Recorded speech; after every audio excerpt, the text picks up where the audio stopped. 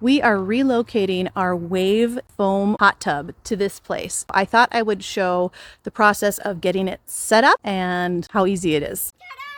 We actually tore out bushes, those to be specific, to put this here. Once we got all of the roots out and leveled the ground, brought in a bunch of bags of pea gravel, and then put these heavy duty mats down. That's gonna help keep it from sinking, being uneven on the ground. And on top of that, we're actually gonna put more of those styrofoam gym mats just to help with the insulation. I guess someone's already getting a start. You wanna do the whole thing?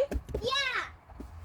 Assembly in progress. The bars go right into these grooves that are cut into super insulated styrofoam blocks. So we already have this edging pulled mostly up. Down here you can see that pole tucked in there.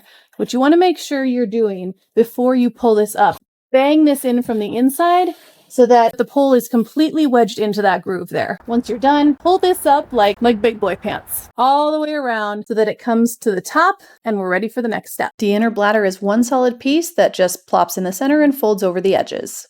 Before we put water in this, I'm getting inside to manually push the liner as far to the edges as I can, just to help avoid those creases that can form once the water begins to fill it and the pressure's on. Stepping on it really helps to straighten out any wrinkles that it will have, especially if it's been in storage or just got shipped to you.